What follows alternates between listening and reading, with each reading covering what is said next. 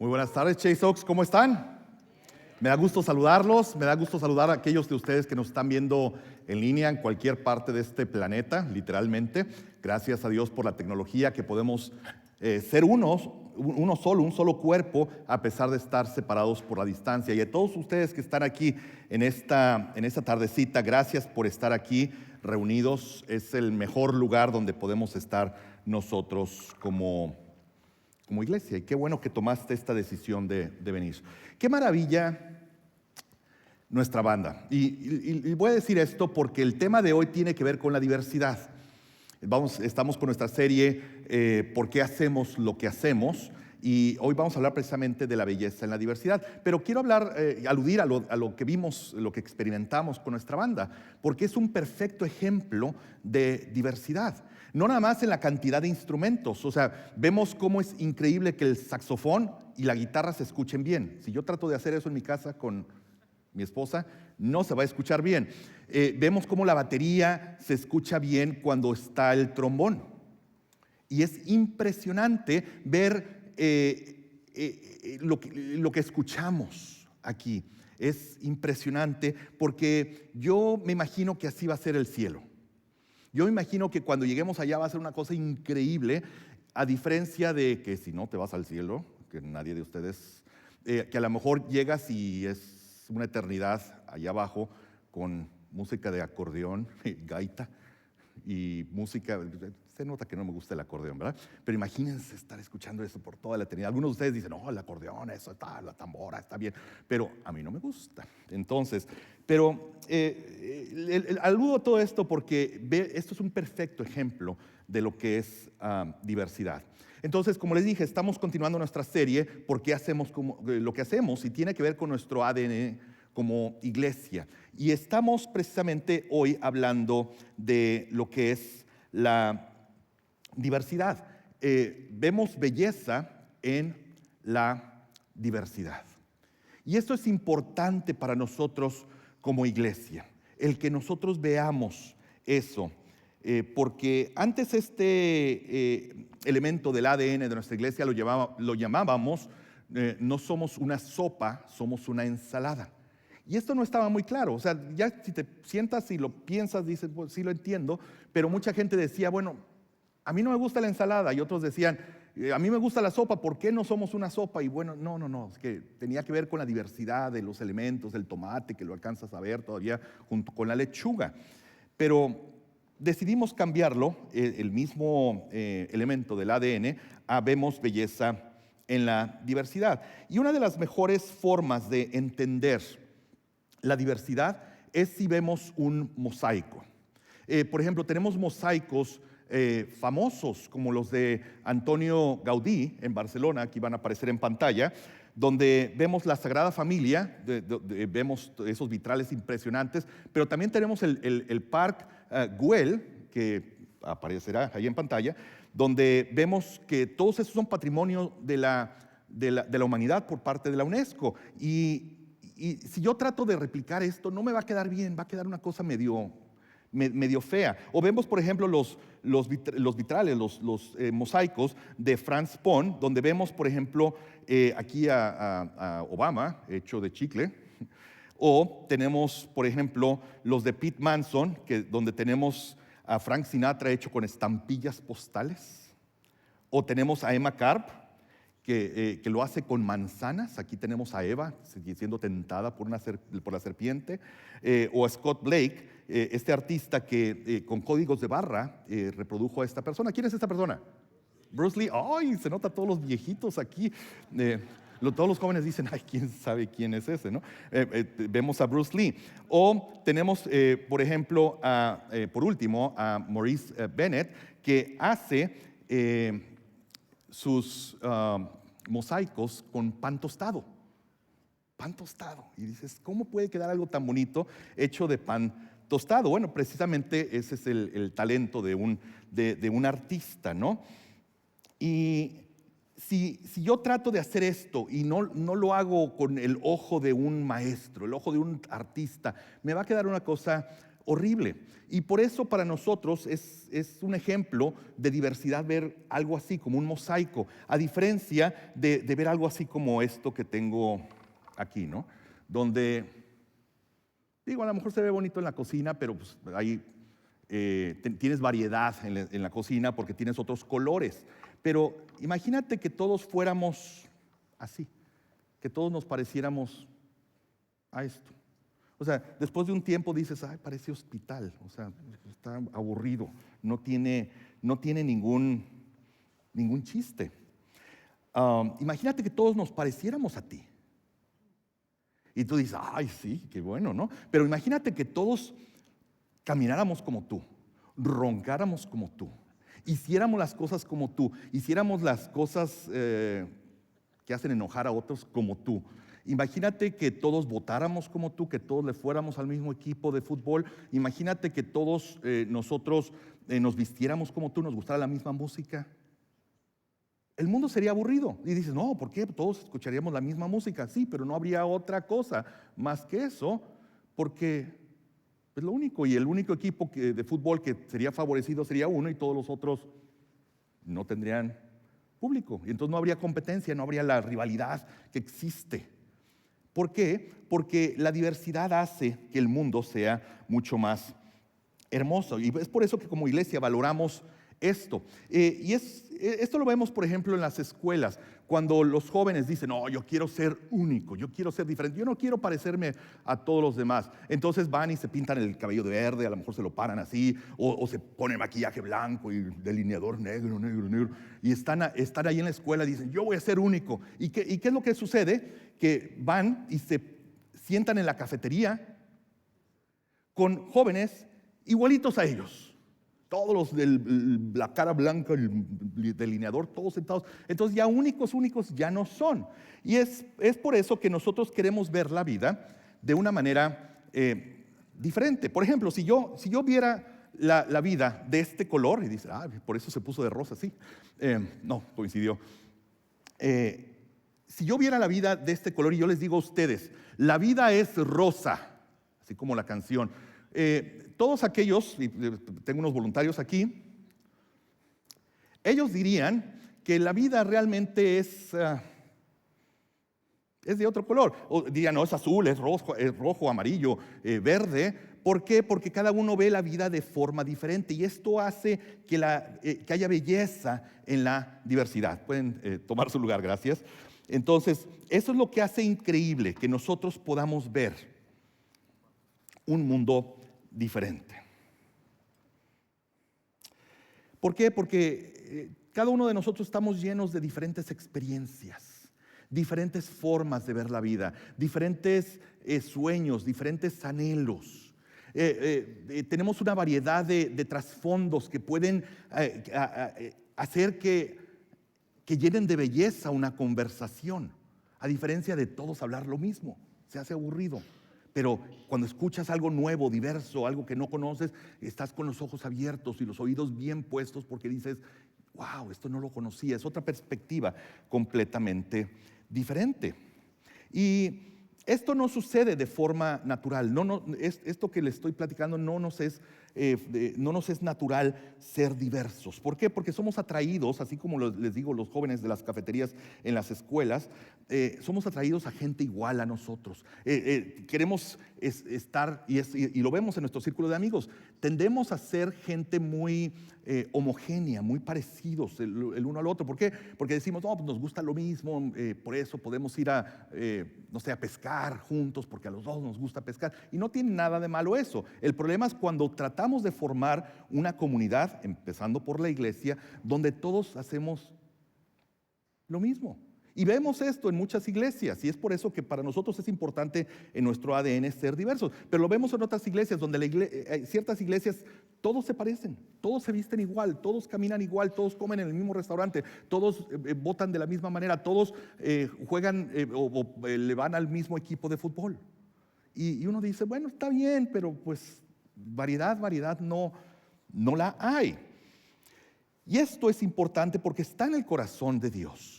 Jesús mismo lo oró. Y lo podemos ver en Juan capítulo 17. Jesús orando no nada más por sus discípulos en aquel entonces, sino estaba orando por nosotros, aquellos de nosotros que casi 2000 años después estaríamos siendo parte de esta bendición, de esta oración de Jesús. Dice así: no pido solo por ellos, está orando Jesús, sino también por los que creerán en mí cuando escuchen su mensaje, el mensaje de los apóstoles. Te pido que se mantengan unidos entre ellos y que así como tú y yo estamos unidos, también ellos se mantengan unidos a nosotros. Así la gente de este mundo creerá que tú me enviaste. Yo les he dado a mis seguidores el mismo poder que tú me diste, con el propósito de que se mantengan unidos. Para eso deberán permanecer unidos a mí. Como yo estoy unido a ti, así la unidad entre ellos será perfecta, y los de este mundo entenderán que tú me enviaste y que los amas tanto como tú me amas, o me amas tú. Esta oración Jesús la está haciendo por sus discípulos, pero también por aquellos que iban a venir después, que somos tú y yo. Y es increíble que está orando esto porque Jesús sabe que esto no es normal para nosotros, no nos es natural ser diversos, pero está en el plan de Dios. Imagínense la iglesia del primer siglo, y Jesús la instituyó, es plan de Dios. Pero si vemos la historia un poquito de la iglesia, lo vamos a hablar un poquito más adelante, cómo los judíos empezaron su iglesia con puros judíos y no querían abrir la puerta a nadie más que puros judíos. Pero si nos avanzamos un poquito más en el tiempo, vemos cómo sucedió que en una cultura tan extrema, a lo mejor es la palabra que estoy buscando, como la cultura de los romanos con la influencia de los griegos, donde el dueño y el esclavo no se podían sentar a la mesa. La mujer y los hombres tenían que estar separados. Donde el rico y el pobre, había una separación impresionante. Donde el enfermo y el sano no podían estar juntos. Una cultura completamente separatista. Llega Jesús y establece la iglesia, y bajo un mismo techo, el esclavo y el libre, el esclavo y el libre, el rico y el pobre, la mujer y el hombre estaban juntos, unidos. Y era único eso en el mundo del primer siglo. Eso no existía en otro lado más que en la iglesia, porque había una separación extrema. Y esa separación todavía existe de alguna manera en nuestras iglesias el día de hoy. Y es por eso que es importante para nosotros este ADN. Porque tenemos que entender que nosotros como iglesia estamos abriendo la puerta a todos. Y es por eso que aquí en Chase Oaks decimos, ven como eres. Y nos llamamos por nuestro nombre. No decimos, a ver, licenciado, pásele por favor aquí enfrente, por favor. Oh, doctor. ¿Y tú qué? No, tú ¿vienes aquí a esta iglesia? No, aquí no tenemos preferencia absolutamente de nada. Lo que socialmente sí existe, nosotros aquí no. Aquí nos llamamos por nuestro nombre. Somos gente que nos amamos y nos respetamos y nos tratamos como seres humanos. Y sobre todo en este mundo tan dividido de hoy. Decía Derek hace rato que con cuestión de la política, ahorita con las elecciones, vemos un mundo polarizado aquí en Estados Unidos. Son dos grupos completamente opuestos donde no encuentran un diálogo o algo en común. Están completamente polarizados. Y es por eso que es tan importante esto que estamos hablando. Y el apóstol Pablo lo explica de esta manera en Efesios capítulo 2. Como nos ha dado la paz, Cristo nos ha dado la paz, por medio de su sacrificio en la cruz, Cristo ha puesto fin al odio como una barrera separaba a los judíos de los no judíos, y de dos pueblos ha hecho uno solo. Por medio de sí mismo ha creado con los dos grupos un solo grupo, un grupo amigo, un pueblo amigo. Por medio de su muerte en la cruz, Cristo puso fin a la enemistad que había entre los dos grupos y los unió, formando así un solo pueblo que viviera en paz con Dios. El mundo de aquel entonces, les digo, estaba polarizado, sobre todo la iglesia de la primera iglesia, cuando Jesús la instituye. Jesús vino a los judíos y los primeros cristianos eran judíos, los apóstoles eran judíos y entre ellos tenían su iglesia de judíos. Y los judíos no podían ver a los griegos o a los gentiles, como se les llama de otra manera. Un gentil es aquel que no es judío. Entonces los judíos y los gentiles no podían estar en un mismo lugar, no se podían ver ni en pintura.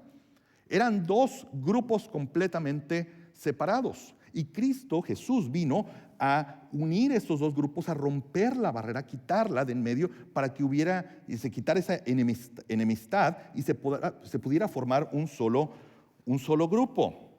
Continúa el apóstol Pablo en Efesios explicando un poquito más.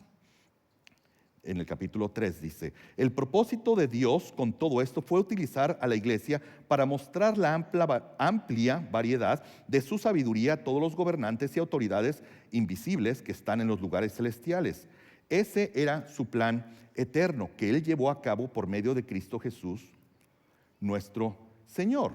Y fíjense la palabra que utiliza, la amplia variedad. Esa en otras traducciones es la multiforme sabiduría de Dios. Y multiforme se refiere a muchas formas, muchos colores, muchos sabores. La sabiduría de Dios tiene muchos matices y Dios lo ve desde esa manera. Y no nada más está diciendo esto, sino está diciendo que la iglesia no nada más es para que aquellos que no conocen a Jesús puedan ver un ejemplo de cómo existe la unidad, la oración de Jesús que leímos hace rato, sino que aún las huestes celestiales, los demonios, los ángeles, puedan ver y digan: wow, sí se puede lograr esto.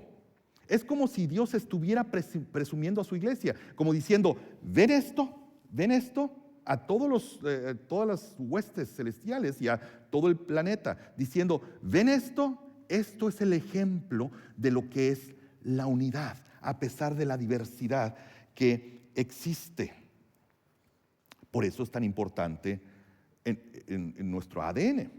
Y los primeros 10 años de la iglesia, Jesús viene, recuerdan, Jesús viene, muere en la cruz, resucita, asciende al cielo, pero antes de ascender al cielo, establece la iglesia y les da un mandato que nos habló Hiram la semana pasada, donde les dice a los apóstoles: ustedes me van a ser testigos en Jerusalén, en Judea, en Samaria y hasta los confines del planeta. Y uno dice: bueno, es muy fácil predicar como judío en Jerusalén porque está lleno de judíos, ¿no? O sea, sí, vamos a ser discípulos en Jerusalén. En Judea es fácil porque Judea está llena de judíos. Samaria ya no está tan fácil porque es una mezcla entre asirio y judío, o sea, es una raza ya mezclada y no se podían ver ni en pintura. Entonces ahí ya está más difícil. Pero sobre todo ir a los confines de la tierra donde no tiene nada que ver con judío. Para los judíos era así como que, no. Y eso nos habló Hiram la semana pasada. Pero es importante porque Jesús sabe que nosotros tenemos que abrir las puertas de su iglesia, porque ese es el modelo que Dios quiere mostrar a la humanidad. Y sobre todo porque cumple con el plan original de Dios. Si recordamos, el pueblo judío empezó con Abraham. Y Dios a Abraham le dijo: en ti van a ser benditas todas las naciones de la tierra. No nada más la nación judía, sino todas las naciones de la tierra. Y por siglos los judíos se guardaron eso para ellos. Y Jesús vino a ellos precisamente para abrir esto. Y por 10 años no abrieron eso. La iglesia era nada más judíos. Pero sucede algo interesante en el año 10, donde Pedro, el apóstol Pedro, tiene una visión donde Dios le dice: necesito que vayas a este lugar y te encuentres con esta persona. Por otro lado, Dios le revela a esta persona también, un tal Cornelio, un soldado romano, más que un soldado, era un capitán de los romanos, de que iba a venir un tal Pedro a mostrarle el evangelio. Y Pedro se pelea con Dios. Pedro le dice a Dios, ay, no quiero. O sea, ¿me estás diciendo que vaya con un soldado romano que no es judío? Literalmente dijo, fuchi, guácala, qué asco. No, no lo voy a hacer. Yo como judío no lo puedo hacer. Y Dios le mostró que lo tenía que hacer. Y entonces Pedro obedece y pues no va de muy buena gana, pero obedece, es obediente a Dios. Lo vemos esto en el capítulo 10 de Hechos. Dice, un día después, y esto ya es después de la visión, de que ya Pedro obedece y está llegando a Cesarea, dice, un día después llegaron a Cesarea. Cornelio, este soldado romano, estaba esperándolos junto con sus familiares y un grupo de sus mejores amigos, a quienes él había invitado. Cuando Pedro estuvo frente a la casa, Cornelio salió a recibirlo y con mucho respeto se arrodilló ante él. Pedro le dijo, levántate, Cornelio, que no soy ningún Dios. Luego se pusieron a conversar y entraron juntos a la casa. Aquí sucede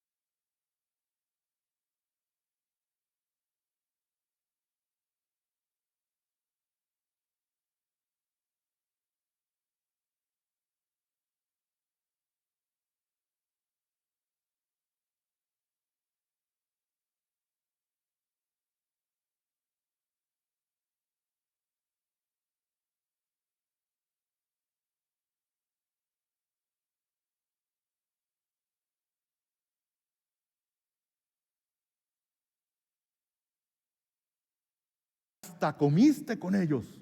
Fúchila.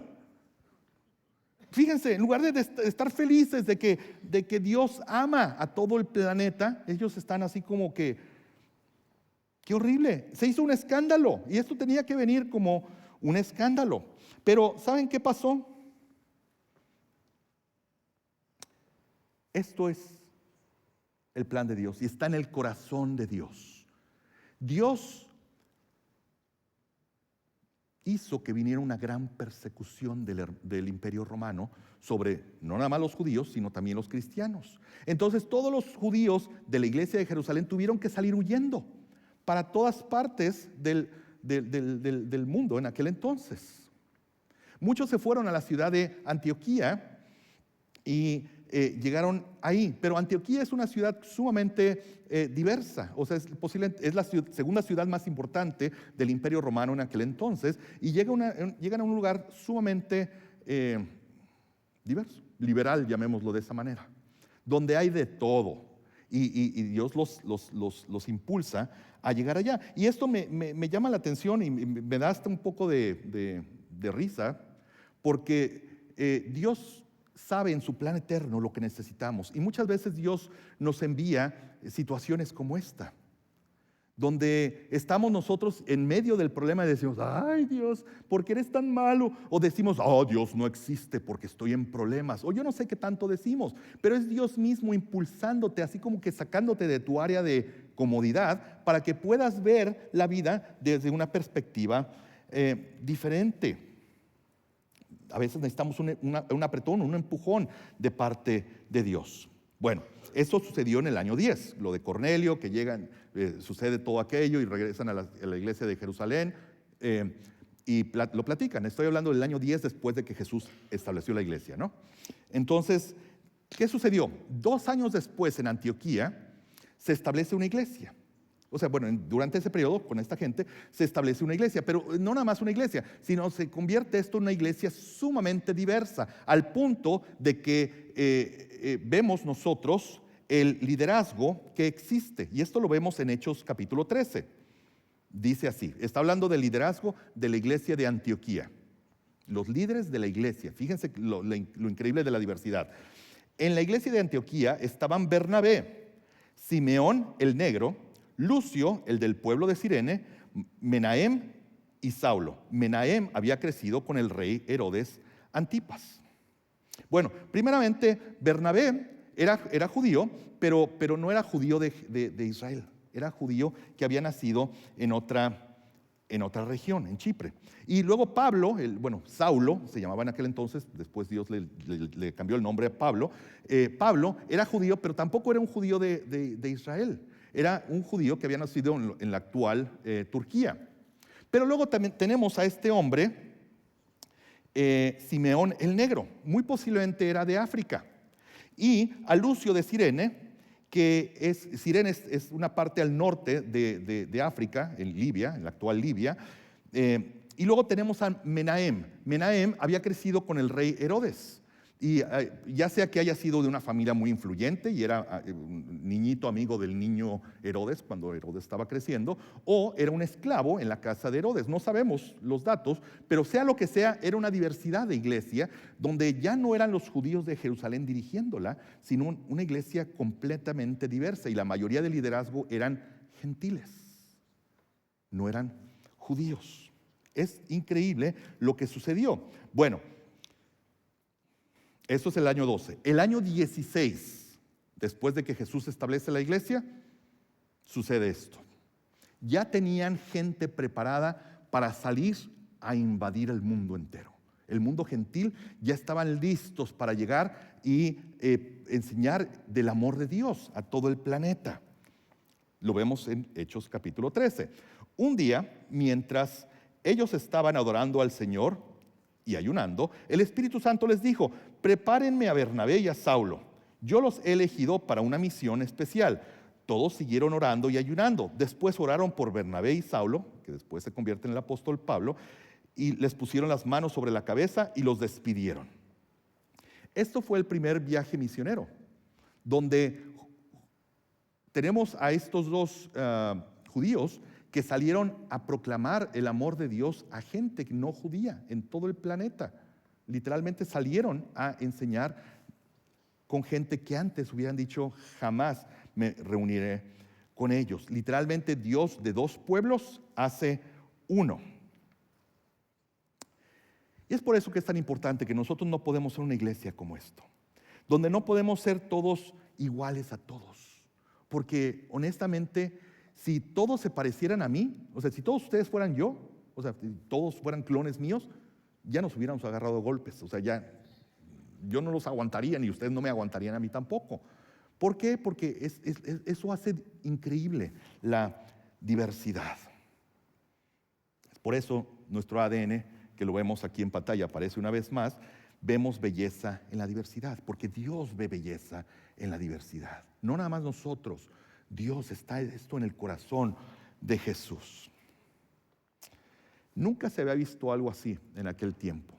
Nunca se ha visto algo así en nuestro tiempo. Estoy hablando de una iglesia completamente diversa. Sí, estamos tratando de hacerlo. Nuestra iglesia no está ahí todavía. No hemos logrado hacerlo completamente, pero está en nuestro ADN. Quiere decir que es parte de nuestra misión, el abrir la puerta a todo mundo, que no sea nada más como que a los hispanos, o la iglesia en inglés, los de inglés, sino que podamos abrir la puerta a todo mundo, para que el mundo pueda ver, que los que no creen puedan decir, en realidad, esa oración de Jesús en Juan 17 se está cumpliendo. Y esto el día de hoy sigue siendo la oración de Jesús. Créanme que la forma más fácil de tener una iglesia es donde todos tenemos algo en común. Es la forma más fácil y es lo que hacen la mayoría de las iglesias, lo que la mayoría de las iglesias deciden tener. O sea, pues, con que todos nos parezcamos y votemos más o menos igual y que todos tengamos, no sé, hijos de la misma edad y que todos tengamos la misma posición socioeconómica, pues nos llevamos bien y podemos formar iglesia. Es lo que la mayoría de las iglesias son. Y nosotros queremos romper ese molde, porque si no nos convertimos en la iglesia de aquel tiempo con los judíos. ¿Qué es lo que significa esto para ti? Que tú y yo tenemos que cruzar umbrales. Tenemos que entrar por puertas a lugares donde no hemos entrado antes, donde la iglesia no ha hecho un buen trabajo, donde la iglesia no ha logrado alcanzar. Y esos umbrales tienen que ver con que tú y yo decidamos establecer diálogo, conversación con gente que no tienes nada en común. Y es hacerlo.